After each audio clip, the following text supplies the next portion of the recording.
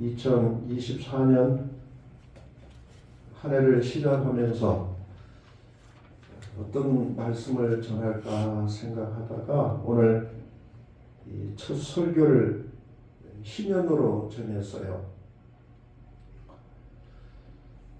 희년이라는 말은 요벨이라고 하는 히브리어인데 나팔을 부른다, 그런 의미를 가지고 있습니다.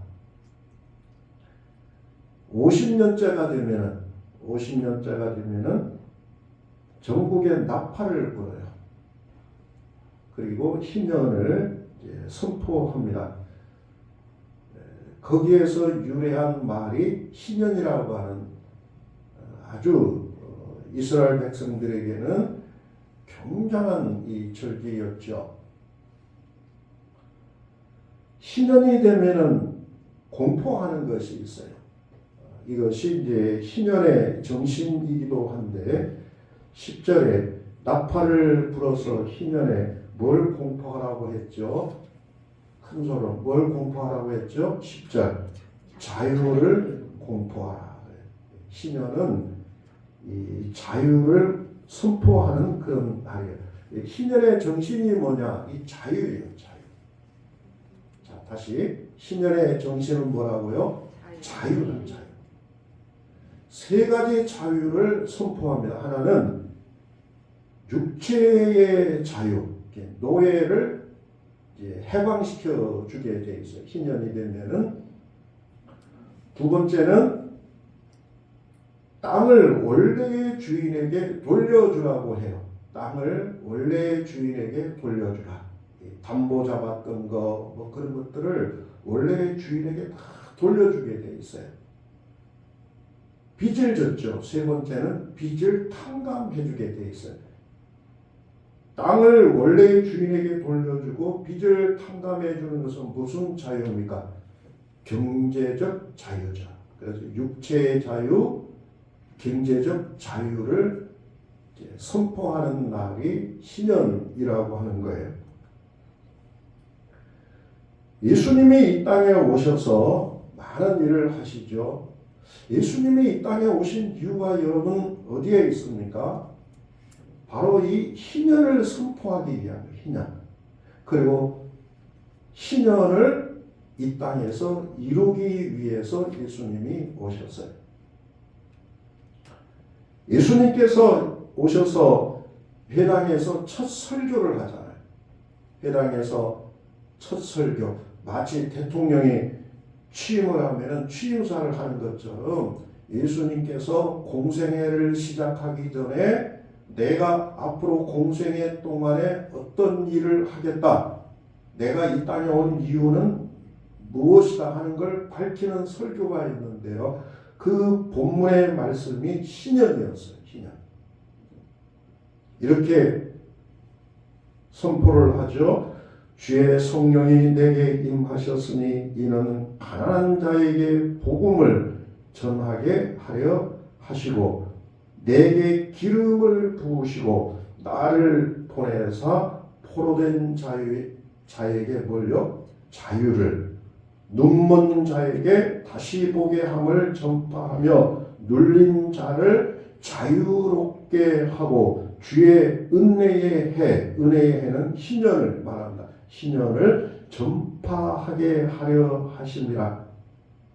예수님이 왜 이 땅에 오셨느냐? 이 희년의 정신인 뭘 선포하기 위한 거야? 자유. 자유를 내가 선포하기 위해서 이 땅에 왔다라고 말씀을 하시는 겁니다. 그래서 예수님이 3년 동안 이 땅에서 많은 일을 행하시는데요. 행하시는 말씀 그리고 사역의 가장 중심에는 자유가 있어서 얽매인 사람에게 자유를 주세요. 자유. 병자를 고치셨잖아요. 여러분, 사람이 병에 걸리면 뭘 잃어버립니까? 가장 큰 것이 질병에 걸리면 뭘 잃어버려요? 자유를 잃어버려요. 자유. 자기 자신도 자유가 없잖아요. 병에 걸리면. 예를 들어 여러분이 암 선고를 받았다고 합시다. 얼마나 불안하고 정신적으로 영적으로 자유가 없잖아요. 몸이 부러져도 마찬가지. 그것만 그렇습니까? 그를 돕는 사람까지도 자유를 빼앗아 가잖아요. 예수님이 그 병자들을 고쳐주시죠. 그 사람에게 자유를 주시고 그를 돕는 사람에게도 자유를 주셨어요. 그래서 병자를 고치신 겁니다. 또 많이 하신 일이 귀신을 쫓아내죠. 귀신 들리면 뭐가 없어요? 뭐가 없어요? 지금 주제가 뭡니까? 자유. 귀신 들리면 자유가 없어요. 자유. 성경에 보세요. 귀신이 시킨 대로 그대로 살잖아요. 다들 좋은 집에 살고 싶은데 귀신이 무덤에 살라 그러니까 무덤 속에서, 무덤 사이에서 귀신 들린 자가 나와 그곳이 자기 집이었어요. 불 속에 뛰어 들어가라 그러니까 죽을 줄 알면서도 귀신이 명령하니까 불 속에 들어가자. 이런 사람의 귀신을 쫓아내서 그 사람을 온전케 만듭니다. 그리고 자유하게 만들어요. 그래서 귀신을 쫓아내신 거예요. 율법으로부터 자유로 주셨죠. 율법. 율법은 뭡니까? 사람에게 뭘 심어줍니까? 죄의식을 심어줘요. 죄에 사로잡히게 만들어요. 그래서 율법에 살다 보면은 조그마한 죄를 지어도 두려움에 사로잡혀요. 혹시 하나님이 나를 저주하지 않을까? 무서워요. 그런데 그들에게 예수님은 뭘 전합니까? 복음을 전하죠. 율법으로부터 자유를 선포하신 겁니다. 요한복음 8장 유명한 말씀이죠. 진리를 알지니, 진리가, 여기서 진리는 누굽니까? 예수님이에요. 너희를 뭐하게 하리라? 자유롭게 하리라. 진리 되시는 예수 그리스도를 알고 예수 그리스도를 믿으면 가장 큰 선물이 뭡니까? 우리 안에 뭐가 찾아옵니까? 자유가 찾아와요. 자유. 얼마나 큰 축복인지 몰라요. 저는 이것처럼 큰 축복이 없다고 생각해요. 가끔 꿈을 잘 꾸는 그런 사람들이 뭐 이상한 이야기를 하잖아요. 목사님 지난번에 꿈을 꿨는데요. 목사님이 어디 가다가 사고를 당해서 죽는 꿈을 봤습니다. 조심하세요. 그래서 감사는 하지만은 저는 불안해합니까? 안 합니까? 안 해요. 하나님이 급하면 나에게 그 꿈을 줬겠지. 그 환상을 줬겠지. 조심은 하겠지만은 그것 때문에 하루 종일 집 밖에도 못 나가고 그런 것도 없어요. 왜요? 하나님의 은혜를 믿고 하나님의 도움을 믿기 때문에 자유로워요. 자유. 고린도후서 3장입니다. 주의 영이 계신 곳에는 뭐가 있다고요? 자유가 있느니라. 주의 영, 성령이 계신 곳에는 자유가 있다. 신현이 그곳에 선포된다는 거예요. 그래서 올 한 해는 2024년에는 오늘 여러분의 삶에, 가정에, 자녀에, 일터에 신현이 선포되는 한 해가 될 수 있기를 바랍니다. 아멘. 왜 이렇게 작아요? 선포되기를 바랍니다. 네. 신현이 오늘 여러분의 가정에, 내가 사는 일터에, 특별히 자녀들에게 선포되어지고 신현이 이루어지는 한 해가 될 수 있기를 바라요. 할렐루야. 네. 세 가지를 말씀드릴게요. 신현의 정신, 자유. 첫 번째는 경제적인 자유가 이루어지는 한 해가 될 수 있기를 바라요. 경제적인 자유. 신년에는 뭘 탕감해 주라 그랬어요? 빚, 부채를 탕감해 주라. 부채. 세상에서 가장 무서운 게 뭡니까? 뭐가 무서워요? 네? 빚처럼 무서운 게 없어요. 다들 우리 교인들은 빚을 많이 안 져서 그러겠지만요. 빚을 많이 지면요. 얼마나 무서운지 모릅니다. 그래서 우리말 속담에 뭐라? 빚진 죄인이라 그러잖아요. 빚을 지면요. 그 사람이 아무리 도덕적으로 깨끗하고 그래도 죄인으로 살아요. 죄인. 무섭고 빚이 그 사람을 눌리고 무섭습니다. 제 친구 목사가 초창기 때 개척을 하면서 교회를 지었는데 빚을 못 갚아서 어떻게 보니까 상당히 하다 보니까 급하니까 건축비 부담한다고 카드 빚을 썼나 봐요. 아, 그건 무섭대요. 뭐 이자도 뭐 10% 20%까지 간 돈을 못 주니까 카드사에서 자기들이 하지 않고 이상한 사람에게 시킨대요. 밤낮으로 전화를 한대요. 협박을 한대요. 죽이겠다고 그런대. 자존심하라 그러고 너희 집 애가 어디 학교에 다닌 줄 알고 있다. 애들 조심시켜. 죽겠다. 빚이 그렇게 무섭더라. 이번에 우리나라의 그 유명한 한 배우가 그 큰 어려움을 당했지 않습니까? 많은 분석이 있더라고요. 명예가 실추되었으니까 더 이상 배우도 못하고 탤런트도 못하고 세상에서 이제 그 숨어 살아야 되니까 그래서 그랬다. 그런데 또 하나의 분석이 뭐냐 하면은 이보다 더 큰 것은 경제적인 것이었다. 광고 많이 찍었죠. 영화 많이 했죠. 거의 그 위약금이 한 100억쯤 된대. 100억쯤. 그걸 이제 못하니까 내놔야 돼. 도무지 그걸 갚을 능력이 없으니까 견딜 수 없어서 스스로 죽음을 택했다고 그러더라고요. 뭐 사실인지는 모르겠지만은 어쨌든 그게 굉장히 마음에 그 압박을 했다. 올 한 해는 여러분, 올 한 해 하나님의 은혜로 우리의 가정의 모든 것에 부채가 탕감되는 그런 한 해가 될 수 있기를 바랍니다. 그래서 신년에는 부채를 탕감해 주라고 해요. 50년대가 되면 무조건 탕감해 줘. 왜요? 지금까지 50년 동안 못 갚았으면 갚을 능력이 있는 사람이에요? 없는 사람이에요? 없는 사람이에요. 그러니까 더 이상 능력이 없는 사람에게 받을 생각하지 말고 전체를 빚을 탕감해 줘라. 그리고 빚을 탕감해 줘서 그 사람이 처음부터 다시 시작하도록 만들어 줘라. 처음부터. 이것이 신년의 정신이에요. 처음부터 다시 경제적으로 자유에서 출발하도록 만들어줘. 얼마나 성경의 놀라운 정신입니까? 사회보장제도, 이것처럼 확실한 사회보장제도가 어디에 있어요? 우리나라도 가끔 자영업자들 빚을 갚을 수 없을 때 탕감해주는 그런 경우가 있잖아요. 그게 다 어디서 나왔냐 그러면 이 성경에서 나온 겁니다. 올 한 해 여러분의 경제의 희년이 선포되고 희년이 이루어지기를 바랍니다.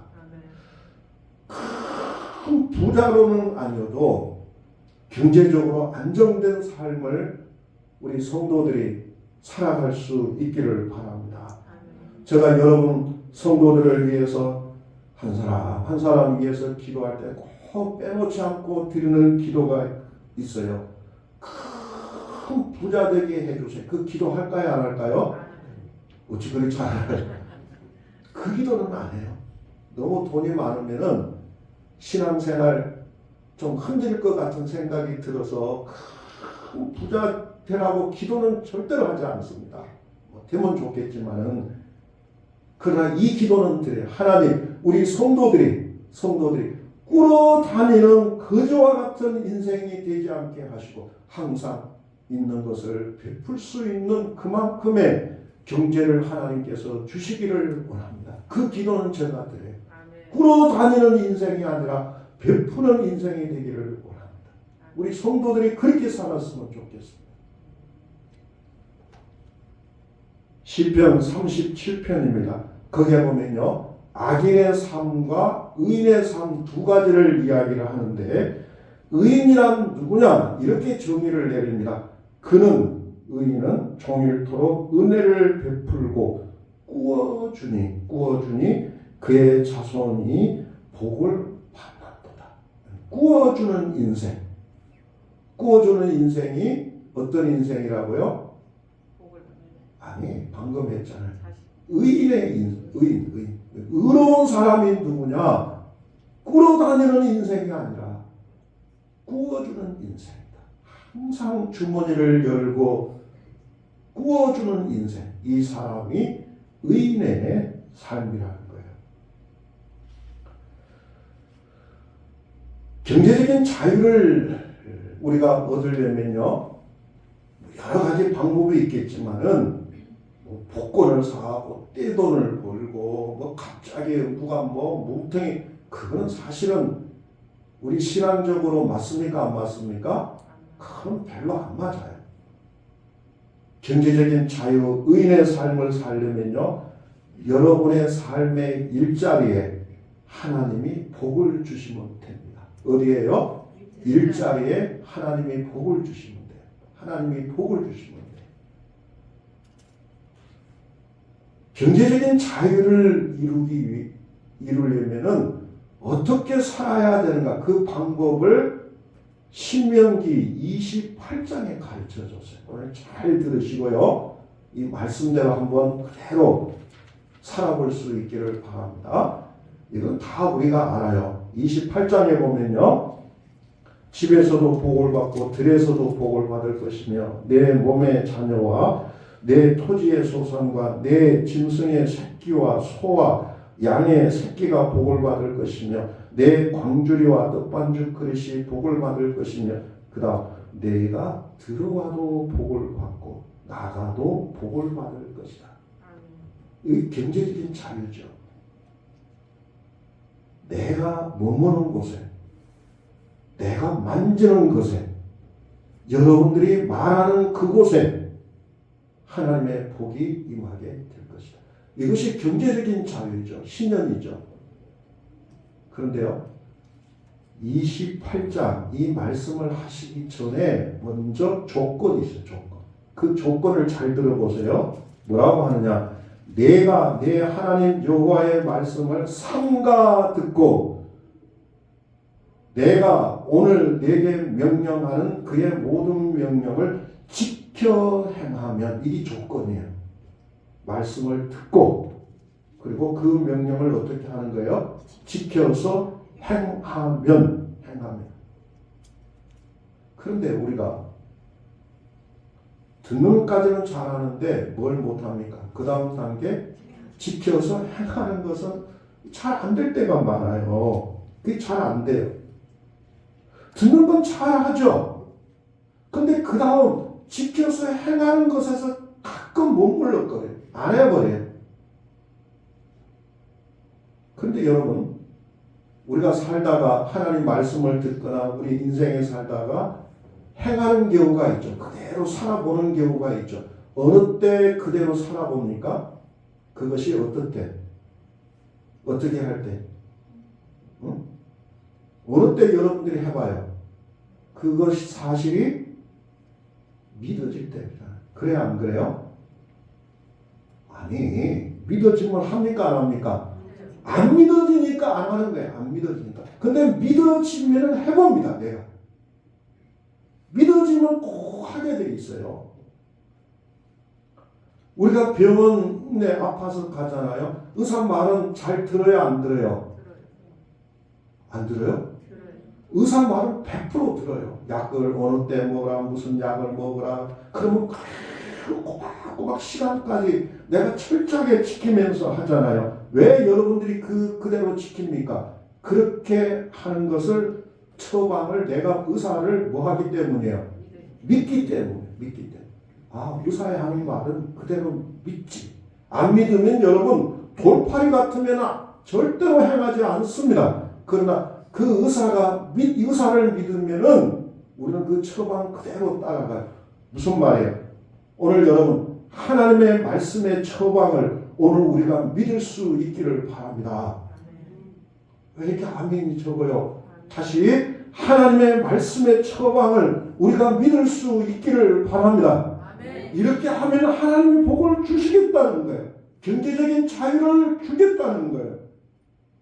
한번 해봅시다. 올 한 해 정말로 우리의 경제에 신년이 선포되기 위해서 어떻게 살아야 될까? 어떻게 살면 될까? 아, 하나님의 말씀이 이것이었구나.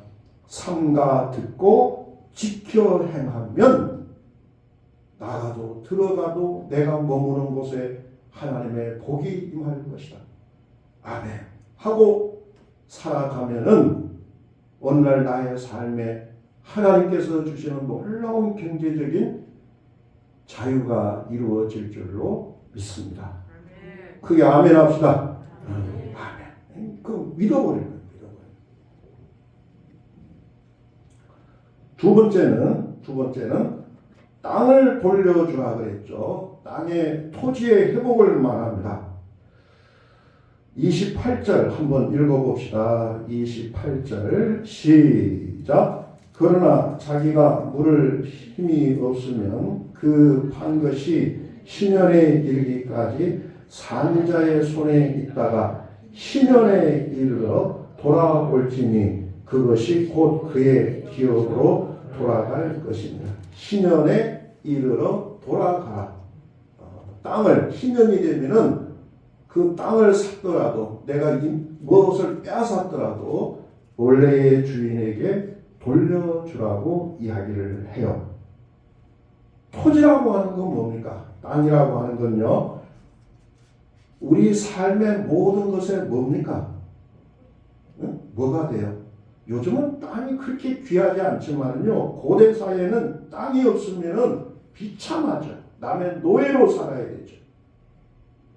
땅은 뭐냐면은 삶의 기초를 이야기해요. 삶의 기초입니다. 삶의 기초. 오늘 우리에게 적용하면은 삶의 기초가 뭡니까? 가정도 될 수도 있고, 건강도 될 수도 있고, 일자리도 될 수도 있고. 이것이 무너지면은 삶 전체가 무너져 버려요. 삶 전체가. 시편 11편입니다.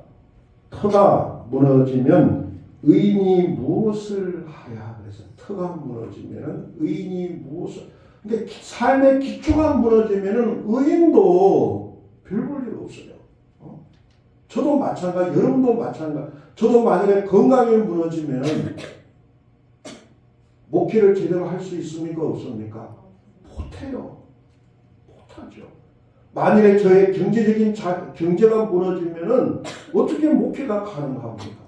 그러니까 아무리 믿음이 좋고요, 말씀대로 살려고 그래도 기초가 무너지면은 삶 전체가 무너지는 거예요. 기초가 그래서 중요합니다. 올 한 해 여러분, 우리가 속해 있는 삶의 기초에 하나님께서 신년을 좀 선포해 주시기를 바랍니다. 여러분의 가정이 회복될 수 있기를 바라요. 크게 아멘 합시다. 아멘. 여러분의 자녀의 가정이 회복이 되고 형제 간에 불화가 있으면 형제 간의 관계도 회복이 되어지고 부부 간에도 회복이 되어지고 건강도 좀 회복됐으면 좋겠어요. 아픈 몸이 올 한 해는 건강한 몸으로 회복될 수 있기를 바랍니다. 아멘. 크게 합시다. 믿음으로. 아멘. 건강도 회복돼요. 특별히 올 한 해는 일자리가 여러분들에게 회복될 수 있기를 바라요. 특별히 자녀들의 일자리가 회복될 수 있기를 바라요. 든든해지기를 바라요. 하나님을 섬길 수 있는 물질이 그곳에서 나오기를 바라요. 이런 일들이 여러분 기도하면서 하나님 앞에 기도하셔야 됩니다. 하나님, 우리 자녀에게 하나님께서 일자리를 회복시켜 주시옵소서. 이게 바로 신년이에요.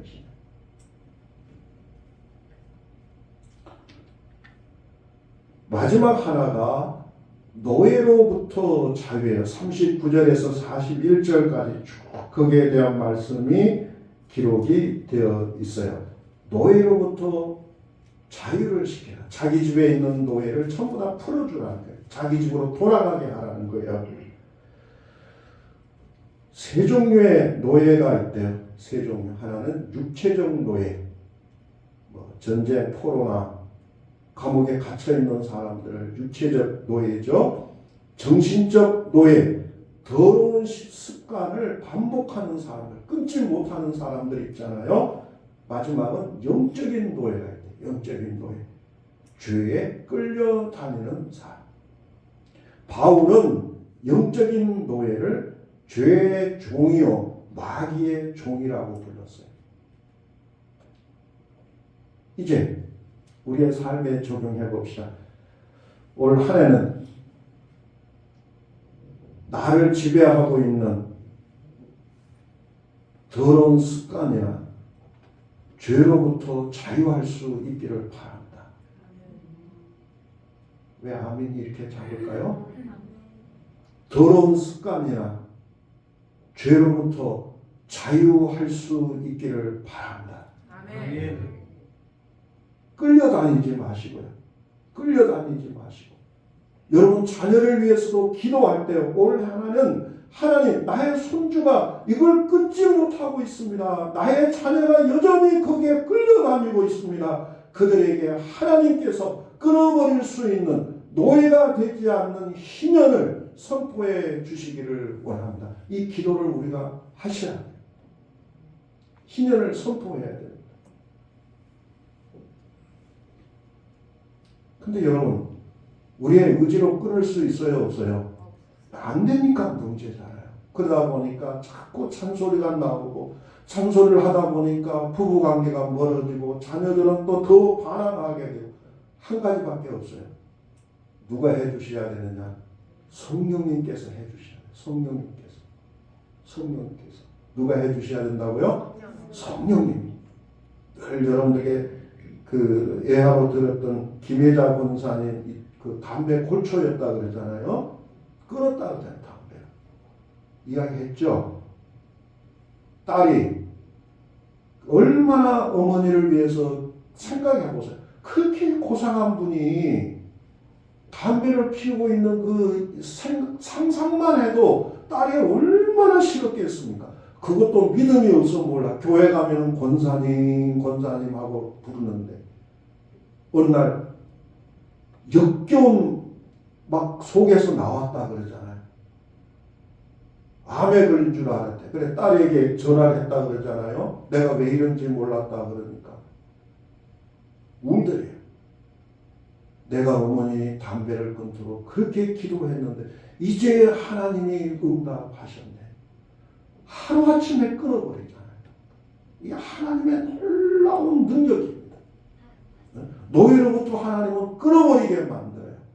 오늘 우리가 이 사실을 믿고 우리가 기도할 수 있기를 바랍니다. 하나님, 우리 자녀가 누구누구가 잘못된 여기에서 끊어버리고 노예로부터 자유할 수 있도록 도와주시옵소서. 네. 자, 안식년은 오늘 우리 인생을 80년으로 보면은 일생에 몇 번 찾아옵니까? 7년마다 오니까 11번 찾아와요. 안식년은 7년마다. 그런데 희년은 평생에 몇 번 찾아옵니까? 딱 한 번 찾아와요. 한 번. 그래서 귀해요, 안 귀해요? 그래서 희년은 정말로 놀라운 축복의 해였어요. 올 한 해도 우리의 가정에 하나님께서 이런 희년을 선포해 주는 내 인생의 유일한 한 해가 꼭 될 수 있기를 바랍니다. 여러분의 가정이 살면 교회가 살고, 여러분의 경제가 회복되면은 교회가 회복되어지고, 다 연결되어 있는 거예요. 자, 그런데 희년을 선포할 때는요, 뭘 부라고 이야기를 했죠? 큰 소로 뭘 부라고 이야기합니까? 나팔을 부르라. 자, 9절 같이 한번 읽읍시다. 시작. 일곱째 달 열흘날은 속죄일이니 너는 뿔나팔 소리를 내게 전국에서 뿔나팔을 크게 불지니. 신년이 되면은 전국에서 나팔을 불어요. 상상가죠. 뚜 하면서 새해 첫날 나팔을 불면은 1년 동안 모든 백성들이 신년에 이제 들어가게 됩니다. 나팔을 부르란 말은요, 선포하라는 말이에요. 따라합시다. 선포하라. 선포하라. 마음으로만 신년이라고 말하지 말고, 속으로 하지 말고, 말로 선포하라. 그래서 여러분, 오늘 우리가 기도할 때도 소리내어서 기도하세요. 하나님, 올 한 해는 나의 가정에, 나의 자녀에, 나의 일터에, 어디에 신령이 선포될지어다. 하나님 그대로 될 줄로 믿습니다 하면서 여러분 자신 있게 선포할 수 있기를 바랍니다. 선포한 대로 돼요. 선포한 대로. 그리고 나팔은 어느 때